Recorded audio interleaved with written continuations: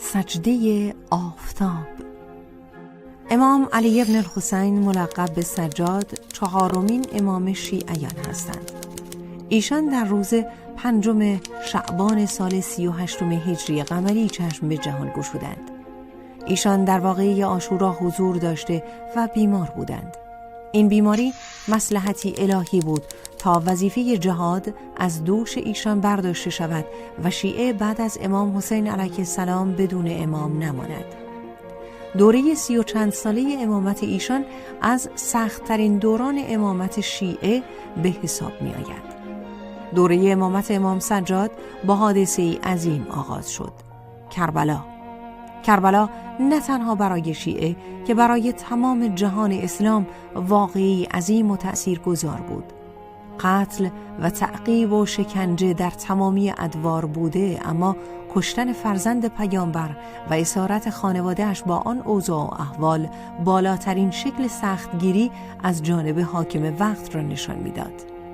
همه اینها به علاوه فساد اخلاقی و سیاسی موجود در جامعه نیازمند یک مصلح بود که مردم را از لجنزار فساد و جهل نجات بدهد.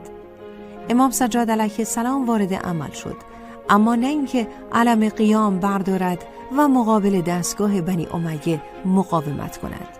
قیام‌های متعددی در خونخواهی پدر بزرگوارشان شکل گرفت، اما ایشان به هیچ کدام از آنها نپیوستند، زیرا در آن شرایط ضرورت دیگری برای جامعه اسلامی احساس می‌کردند.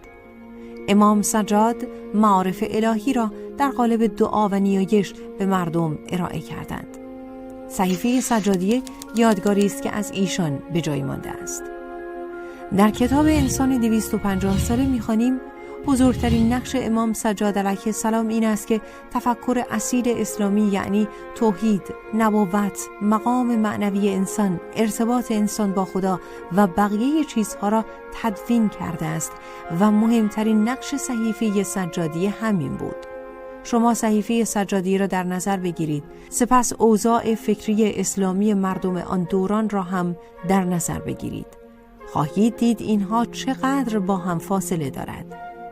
در همان وقتی که همه مردم دنیای اسلام در جهت مادیگری و به سوی حرکات و انگیزه‌های مادی سیر می‌کردند و از شخص خلیفه که عبدالملک مروان است تا علمای اطرافی او همه فکر خودخواهی و دنیاخواهی را تعقیب می‌کردند، امام سجاد به مردم خطاب می‌کند و چنین می‌گوید: اولا حرٌ یدعو هذه المازة لأهلها.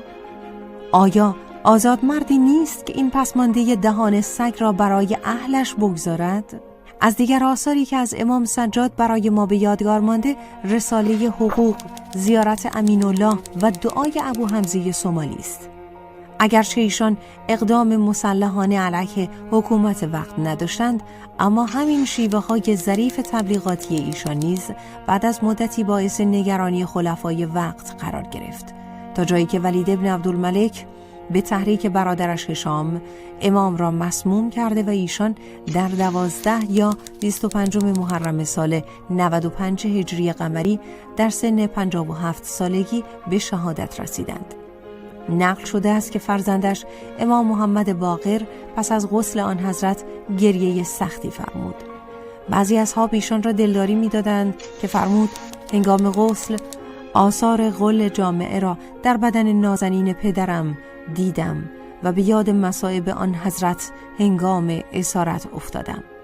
پیکر مطهر امام سجاد علیه السلام در شهر مدینه در قبرستان بقیع در کنار عموی بزرگوارشان امام حسن به خاک سپرده شد. بعدها فرزند و نوی بزرگوارشان امام باقر و امام صادق علیهم السلام نیز در همان مکان مقدس مدفون شدند.